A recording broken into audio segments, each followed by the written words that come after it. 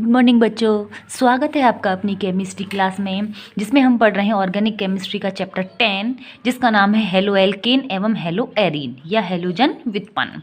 ठीक है, last video में हम समझ चुके थे कि जो हेलो एल्केन्स हैं इनकी मुख्य अभिलाक्षणिक अभिक्रियाएं होती हैं नाभिक स्नेही प्रतिस्थापन अभिक्रियाएं। ठीक है ना, और वो दो क्रियाविधियों से होती हैं, SN1 और SN2।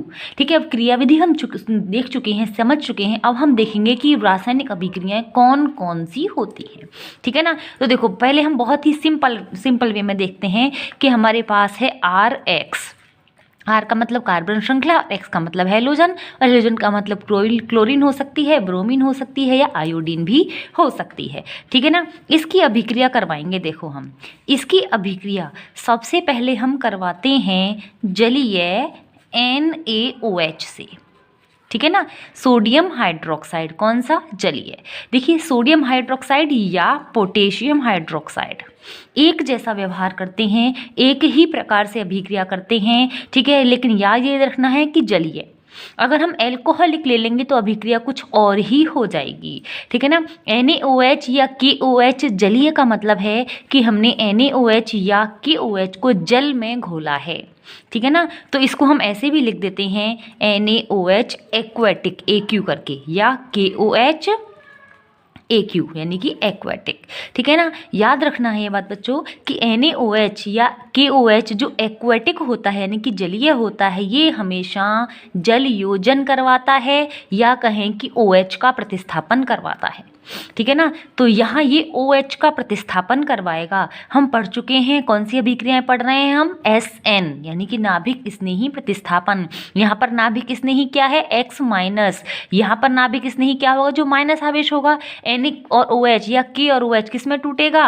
Na प्लस में और OH माइनस में, या K प्लस में और OH माइनस में। तो इसका OH माइनस इसके X को प्रतिस्थापित कर देगा, तो क्या बनेगा? Very good, ROH। ठीक है ना, और NaX या KX जो भी होगा वो बाहर निकल जाएगा। तो ये ROH, इन ROH को क्या कहते हैं हम? एल्कोहल। ठीक है ना, जो हमने एल्कोहलों से RX बनाने की विधियां पढ़ी थी, अब हम पढ़ रहे हैं RX से वापस एल्कोहल बनाने की विधि। ठीक है ना, तो पहली जो अभिक्रिया है वो है RX की अभिक्रिया किससे? एक्वेटिक NaOH या KOH से। एक्वेटिक NaOH या KOH हमेशा OH का प्रतिस्थापन करवाता है, तो X को प्रतिस्थापित करके OH लगा दिया जाएगा, तो एल्किल हैलाइडों से हमें एल्कोहल प्राप्त हो जाएंगे। ठीक है ना, ये हुई रिएक्शन नंबर 1। ठीक है ना, यही हम रिएक्शन नंबर 2 देखते हैं।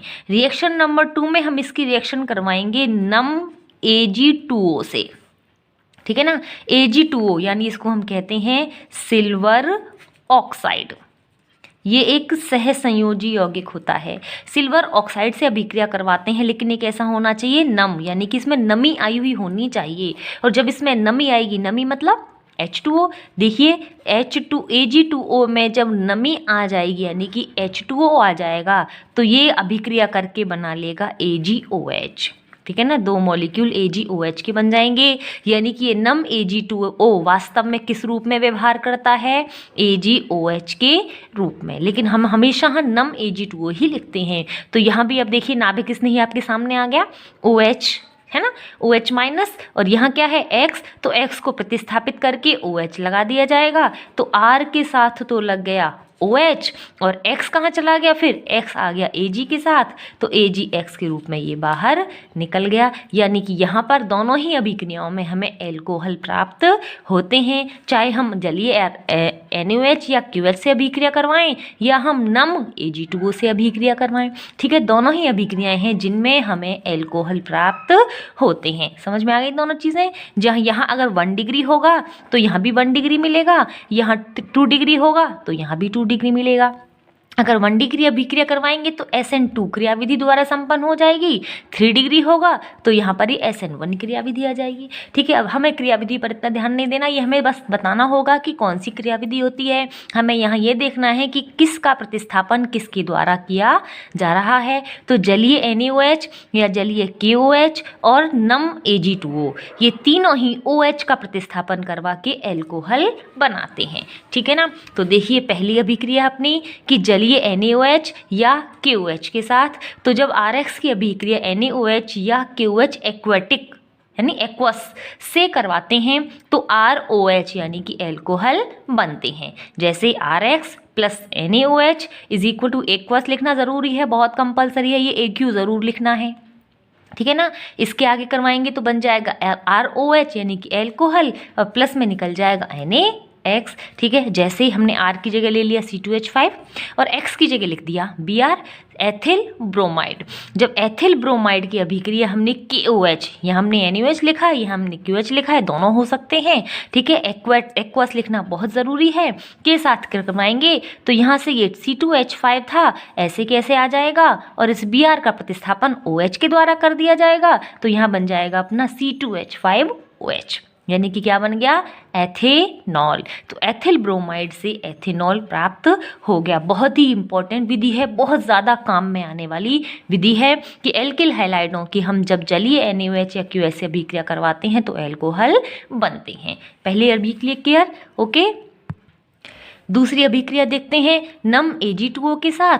तो यहाँ भी एल्कोहल बनते हैं कि जब RX की अभिक्रिया नम Ag2O किस रूप में व्यवहार करता है, AgOH के रूप में। तो यहाँ AgOH से अभिक्रिया होगी तो OH का X प्रतिस्थापन कर देगा और ROH यानी कि एल्कोहल बन जाएगा और AgX निकल जाएगा। जैसे मैंने यहाँ लिया है CH3CH2Cl यानी इसको कहते हैं हम एथिल क्लोराइड। इसका IUPAC नेम कैसे लिखेंगे, IUPAC नेम लिखेंगे क्लोरोएथेन, ठीक है ना, क्योंकि ये होते हैं हेलो एल्केन। हेलो मतलब क्लोरो, एल्केन मतलब यहाँ एथेन, ठीक है ना। इसकी अभिक्रिया करवाई हमने नम Ag2O से यानी कि नम सिल्वर ऑक्साइड से, जो AgOH के रूप में अभिक्रिया करेगा तो Ag और Cl आपस में निकल जाएंगे और OH Cl के स्थान पर प्रतिस्थापित हो जाएगा और बनेगा CH3CH2OH यानी कि एथेनॉल बन गया, ठीक है ना। अब तीसरी अभिक्रिया हम देखते हैं यहाँ कि हम तीसरे नंबर पर RX से अभिक्रिया करवाते हैं केवल शुष्क सिल्वर ऑक्साइड की, शुष्क सिल्वर ऑक्साइड, ठीक है ना। अभी तो हमने लिया था ये नम सिल्वर ऑक्साइड, अब हम ले रहे हैं शुष्क सिल्वर ऑक्साइड। शुष्क का मतलब जिस पर नमी नहीं है। अब नमी नहीं है तो यहाँ केवल दो ही चीज़ें हैं, या तो है Ag+ धातु या फिर ऑक्साइड आयन, ठीक है ना। तो अब यहाँ जब ये धन आयन और ऋण आयन में टूटेगा तो यहाँ प्रतिस्थापन किसका होगा, O का। Ag+ ये जब टूटेगा देखिए Ag+ के 2 आयन बनेंगे और O- 2 बनेंगे। तो Ag+ के लिए 2X चाहिए तो यहाँ 2 अणु काम करेंगे, ठीक है ना। क्या होगा, RX + Ag2O। इसकी अभिक्रिया मैं इसको उल्टा करके लिख रही हूँ RX को, तो दोनों Ag दोनों X के साथ इस तरीके से निकल जाएगा। क्या बना लेगा, 2 AgX बना लेगा। बचा क्या, यहाँ बचा R, यहाँ बचा O, यहाँ क्या बचा R, यानी कि ROR बनते हैं। ROR क्या है बच्चों, ROR में ये O तो R तो कार्बन श्रृंखला है और ऑक्सीजन के दोनों बंध अधूरे हैं और इस क्रियात्मक समूह को क्या कहते हैं, इस क्रियात्मक समूह कहते हैं ईथर। यानी कि यहाँ पर क्या बन रहे हैं, ईथर बन रहे हैं, सरल प्रकार के ईथर बन रहे हैं। सरल प्रकार के ईथर का मतलब होता है जिसमें दोनों कार्बन श्रृंखलाएं समान होती हैं। यहाँ पर अगर इथाइल होगा तो यहाँ पर भी इथाइल होगा, यहाँ पर प्रोपाइल होगा तो यहाँ भी प्रोपाइल होगा, ठीक है ना। तो जब हम नम Ag2O से अभिक्रिया करवाते हैं तब तो बनते हैं एल्कोहल, बहुत इंपॉर्टेंट चीज़ है, याद रखनी है। और जब हम शुष्क Ag2O से अभिक्रिया करवाते हैं तो बनते हैं ईथर, ठीक, क्लियर। देखिए तो अब हमने शुष्क Ag2O से अभिक्रिया करवाई तो क्या बनते हैं, ईथर। और ईथर भी कौन से प्रकार के हैं ये याद रखना है, सरल प्रकार के, ठीक है ना।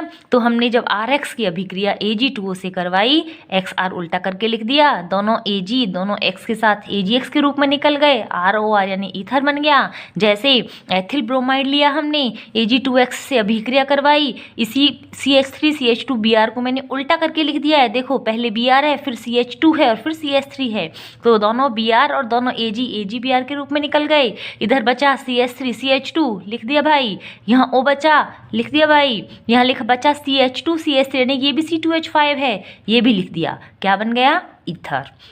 ईथर का हम नाम कैसे लिखते हैं, ईथर का जब व्युत्पन्न नाम लिखेंगे तो हम कैसे लिखते हैं, इस ईथर का नाम है डाई एथिल ईथर, ठीक है ना, एक एथिल ग्रुप इधर है, एक एथिल ग्रुप इधर है, तो डाई एथिल और ईथर। लेकिन जब इनका IUPAC नाम लिखते हैं तो कैसे लिखते हैं, एक एल्किल ग्रुप को तो ऑक्सीजन के साथ जोड़ दो, दूसरे को छोड़ दो।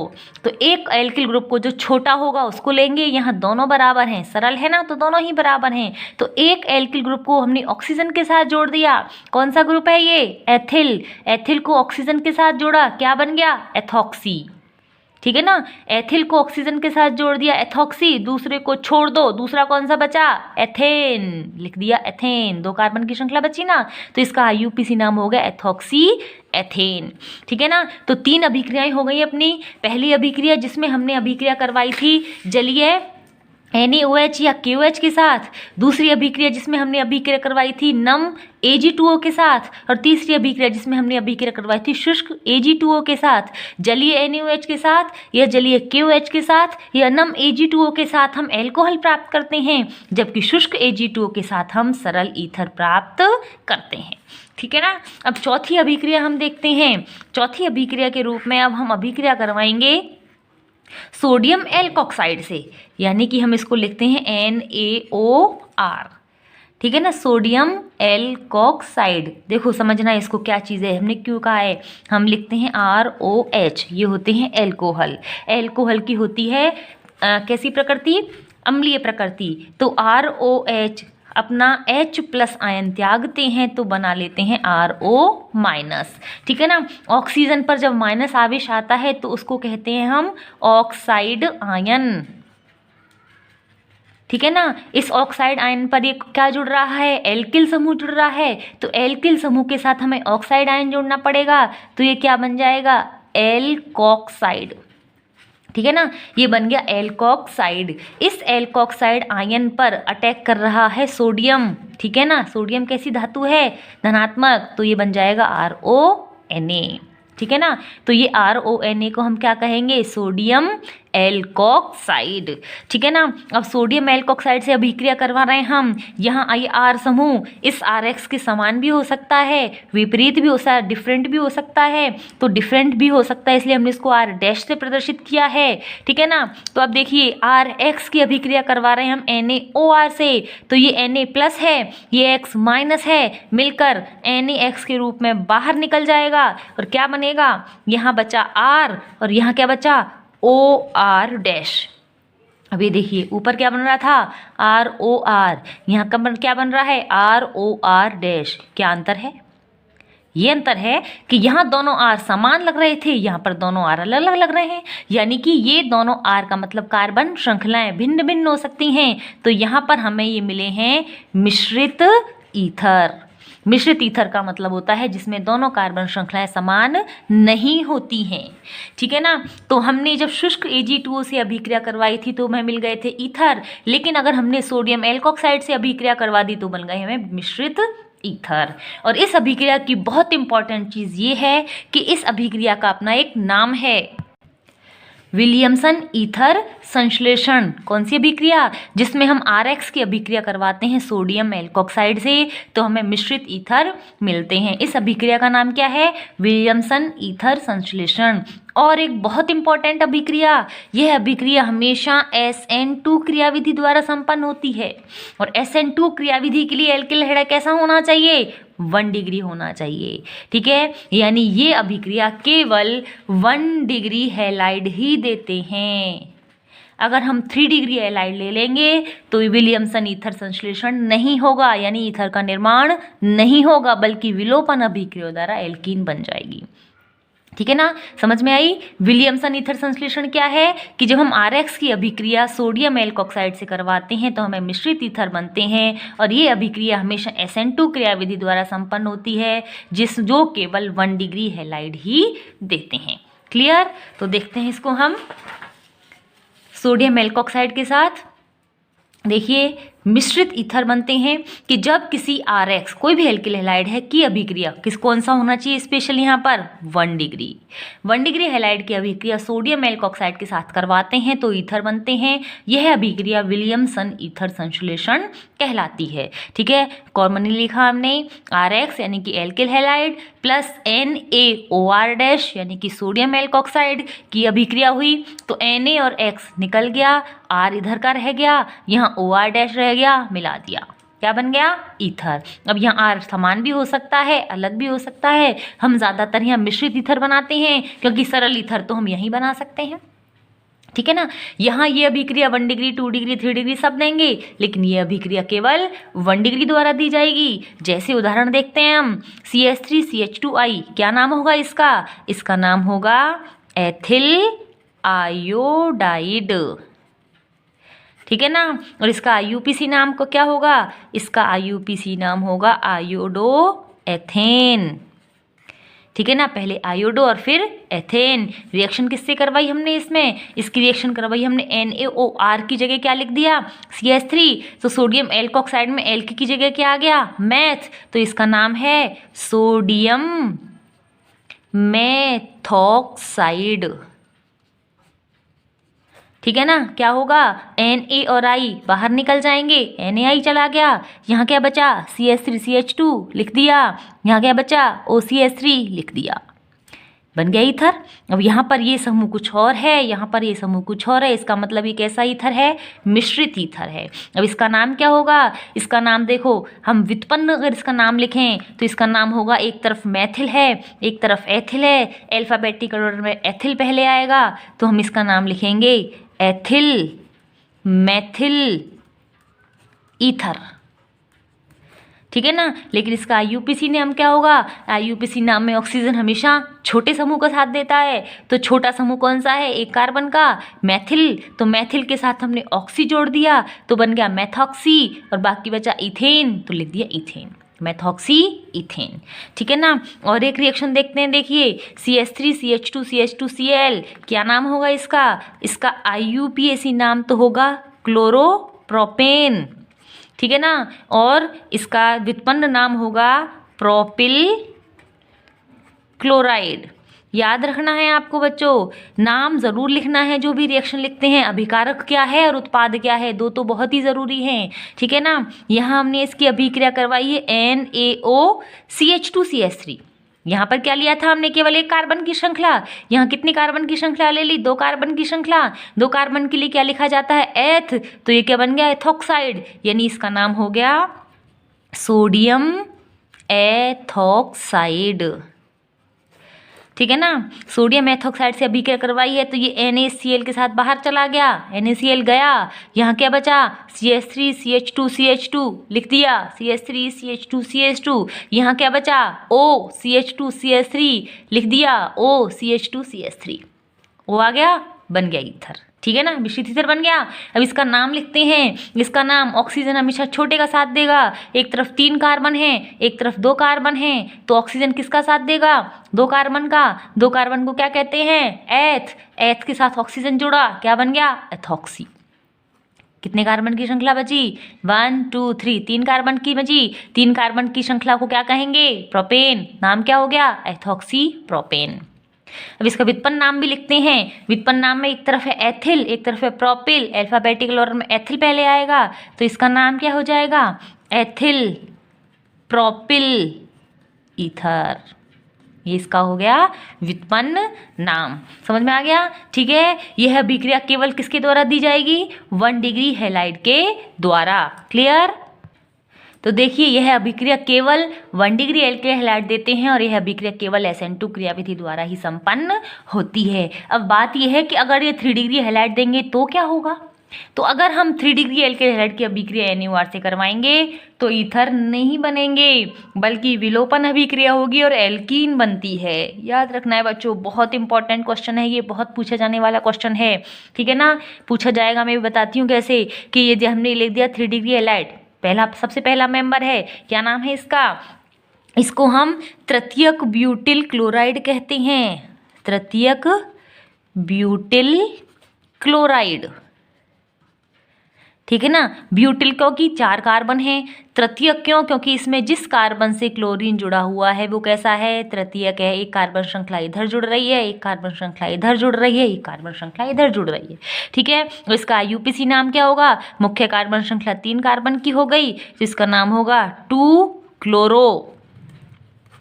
2-मेथिल प्रोपेन, ये इसका IUPAC नाम होगा एग्जाम में। लेकिन आपको तृतीयक ब्यूटिल क्लोराइड मिलेगा कि जब तृतीयक ब्यूटिल क्लोराइड की अभिक्रिया हमने NaOCH3 से करवाई, ठीक है ना, तो क्या होगा, Na और Cl निकल जाना चाहिए। हम सोचेंगे कि Na और Cl निकल जाएंगे और ACH3 ऐसे कैसे जुड़ जाएगा, नहीं होगा ऐसा, बल्कि विलोपन होगा। Na के साथ Cl बाहर निकल जाएगा, बिल्कुल ठीक बात है, NaCl चला जाएगा, लेकिन अभी मेथॉक्साइड आयन यहाँ अटैक नहीं कर पाएगा, क्योंकि यहाँ क्या है, त्रिविम बाधा, और इस त्रिविम बाधा के कारण ये अटैक नहीं होगा। तो अब क्या होगा, अब कार्बन का बंध तो अधूरा रह गया, ये तो टूट गया, Na और Cl तो गए, अब OCH3 यहाँ आक्रमण नहीं कर पा रहा, तो कार्बन का एक बंध तो अधूरा हो गया। तो ये कार्बन क्या कहेगा, अपने पड़ोसी वाले कार्बन से रिक्वेस्ट करेगा कि भाई मेरे साथ बंध बना ले। अब ये बंध कैसे बनाएगा, देखो इसकी स्ट्रक्चर को, क्या स्ट्रक्चर है ये, CH3 ये बन गया प्लस, और यहाँ पर है ये CH और H, मैं इसको खोल के लिख रही हूँ। ये Cl तो इस Na के साथ गया, ठीक है। अब यहाँ पर आ गया कार्बन पर धनावेश, इस कार्बन की एक संयोजकता अधूरी रह गई। अभी अपने इस पड़ोसी कार्बन से कह रहा है कि भाई तू मेरे साथ बंध बना ले, लेकिन ये कार्बन क्या कह रहा है, ये कार्बन कह रहा है कि भाई मेरी तो संयोजकता पहले से ही पूरी है, मैं बंध कैसे बनाऊं।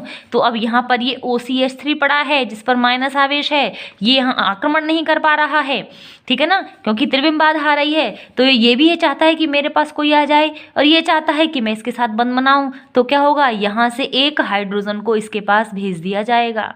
जब ये हाइड्रोजन इसके पास भेज दी जाएगी तो बन जाएगा CH3OH, ठीक है ना। अब जब इस कार्बन ने अपनी एक हाइड्रोजन को इसके पास भेज दिया तो इसके पास एक बंध अधूरा हो गया, तो इन दोनों ने अपना अपना एक बंध साझा और कर लिया, और एक साझा कर लिया तो क्या बन गई, एल्कीन, ठीक है ना। त्रिविम बाधा के कारण हुआ है सब कुछ। तो इस तरह से जब त्रिविम बाधा आती है तो त्रिविम बाधा के कारण यहाँ प्रतिस्थापन नहीं हो पाता, बल्कि विलोपन होकर एल्कीन बनती है। इस एल्कीन का नाम क्या हो गया, इस एल्कीन का नाम हो गया 3 कार्बन की श्रृंखला, इसमें एक मैथिल जुड़ गया है दूसरे नंबर पर, तो 2-मेथिल प्रोपीन, ठीक है ना। तो इस तरीके से याद रखना है। क्वेश्चन इसका देखो मैं आपको बताती हूँ, ऐसे लिख सकता है कि जब हम ब्यूटिल क्लोराइड, देखो ब्यूटिल क्लोराइड की अभिक्रिया NaOCH3 से करवाने पर ईथर बनते हैं, लेकिन तृतीयक ब्यूटिल क्लोराइड से नहीं। क्यों, सीधी सीधी अभिक्रिया, इसे अभिक्रिया को क्या लिखेंगे, इस अभिक्रिया को विलियमसन ईथर संश्लेषण कहते हैं, ठीक है। नोट डाउन करना है बच्चों, मैं लिख नहीं रही हूँ। इस अभिक्रिया को, ब्यूटिल क्लोराइड की अभिक्रिया जब हम NaOCH3 से करवाते हैं तो ईथर बनते हैं, इस अभिक्रिया को विलियमसन ईथर संश्लेषण कहते हैं। यह हमेशा SN2 क्रियाविधि द्वारा संपन्न होने वाली अभिक्रिया है, अतः 1 डिग्री हैलाइड इस अभिक्रिया को देते हैं। लेकिन यह तृतीयक ब्यूटिल क्लोराइड एक 3 डिग्री हैलाइड है, जो त्रिविम बाधा के कारण प्रतिस्थापन अभिक्रिया नहीं दे पाता, ठीक है। SN2 क्रियाविधि द्वारा प्रतिस्थापन नहीं दे पाता, अतः इससे ईथर नहीं बनते, बल्कि विलोपन द्वारा एल्कीन बनती है। अब हमें रिएक्शन लिखनी पड़ेगी ब्यूटिल क्लोराइड की अभिक्रिया से। ब्यूटिल क्लोराइड से अभिक्रिया से क्या हो गया, हम लिखते हैं ब्यूटिल क्लोराइड यानी कि CH3 CH2 CH2Cl प्लस इसकी रिएक्शन करवाई हमने NaOCH3 से, तो यहाँ क्या बनेगा, Na और Cl तो आपस में निकल जाएंगे, यहाँ बनेगा CH3 CH2 CH3 CH, ये तो बचे यहाँ, इधर बचा O और CH3 प्लस में निकल गया NaCl, तो ये बन गया ईथर। इसका नाम क्या होगा, इसका नाम होगा मेथॉक्सी ब्यूटेन, ठीक है ना। SN2 क्रियाविधि द्वारा ये संपन्न हो गई, लेकिन तृतीयक ब्यूटिल से नहीं, तो वहाँ हमें अब ये अभिक्रिया लिखनी पड़ेगी कि तृतीयक ब्यूटिल क्लोराइड की अभिक्रिया जो हमने NaOCH3 से करवाई तो हमें एल्कीन बनी है, ना कि ईथर। समझ में आ गया। तो इस तरीके से हम विलियमसन ईथर संश्लेषण द्वारा समझा सकते हैं कि हम कब ईथर बना सकते हैं और कब एल्कीन बना सकते हैं। इस वीडियो में बच्चों इतना ही, इसके आगे के रिएक्शंस हम अगली वीडियो में देखेंगे। Thank you.